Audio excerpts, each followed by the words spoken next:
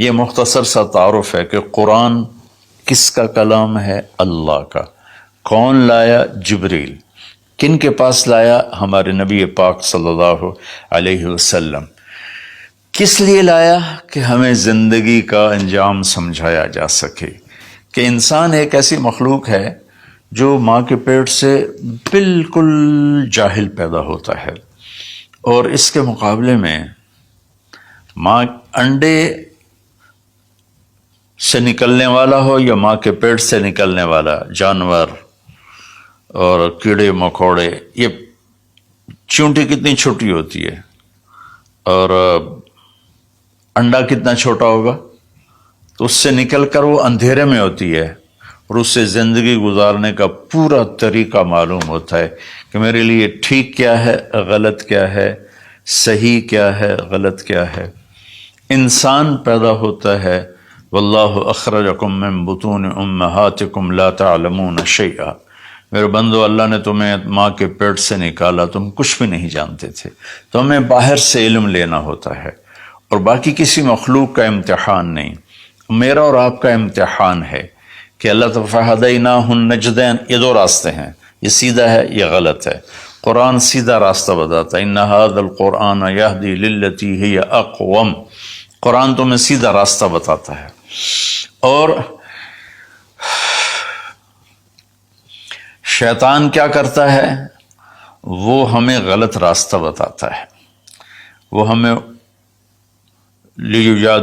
یجادلوکم وَإِنَّ الشَّیَاطِینَ لَیُوحُونَ إِلیٰ أَوْلِیَائِہِم، کہ یہ شیطان کی بھی وحی چلتی ہے جو اس لیے ہوتی ہے کہ لِتَکُونُوا مِنْ أَصْحَابِ السَّعِیرِ، کہ تم جہنم میں جا کے گر جاؤ، چلے جاؤ۔ تو اس لیے اس قرآن کا سیکھنا، چلو ہم عربی تو نہیں سیکھ سکتے ہیں، عمر کا ایک ایسا حصہ، لیکن اس کا ترجمہ پڑھ سکتے ہیں۔ ہر مکتب فکر کے علماء نے ترجمہ کیا ہوا ہے، تو وہ ترجمہ تھوڑا تھوڑا پڑھیں تو انشاءاللہ ہمیں پتہ چلے گا کہ اللہ ہم سے کیا کہتے ہیں۔ پھر اس قرآن کا مقصود کیا ہے؟ وہ ہدایت ہے۔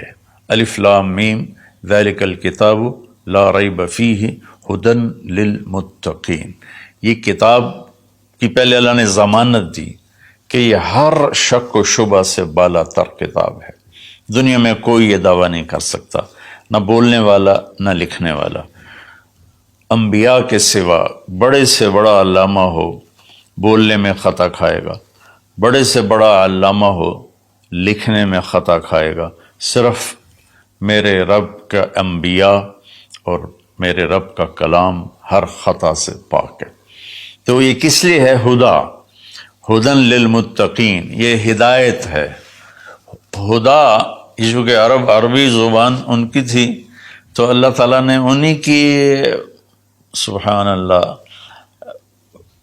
انہی کے استعمال کے مطابق جب قرآن کو اتارا تو وہ ہل کے رہ گئے۔ ہدا ویسے تو کہ سیدھا راستہ، لیکن ہدا اس چٹان کو کہتے ہیں جو سمندر میں ابھری ہوئی ہو، پانی سے باہر نکلی ہوئی۔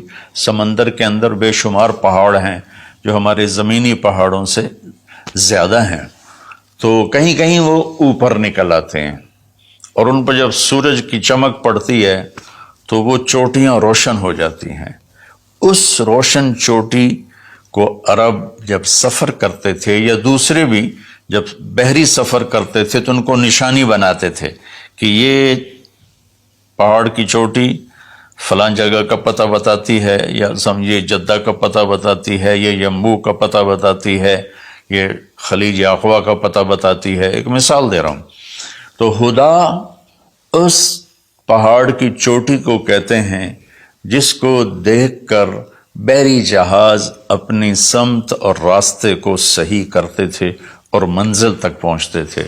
تو اللہ نے اس کتاب کو ہدا فرمایا ہے کہ انسانی سمندر میں، انسانی زندگی کی کشتی کے لیے، میں پھر دہراتا ہوں، انسانیت کے سمندر میں انسانی زندگی کی کشتی کے لیے یہ جو قرآن ہے، یہ وہ چوٹی ہے پہاڑ کی جس سے تم راستہ پاتے ہو، اور جس سے تم اپنی منزل تک پہنچتے ہو۔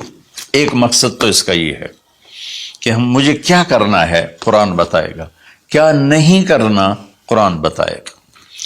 جو کہا گیا وہ کر لو، جس سے روکا ہے وہ چھوڑ دو۔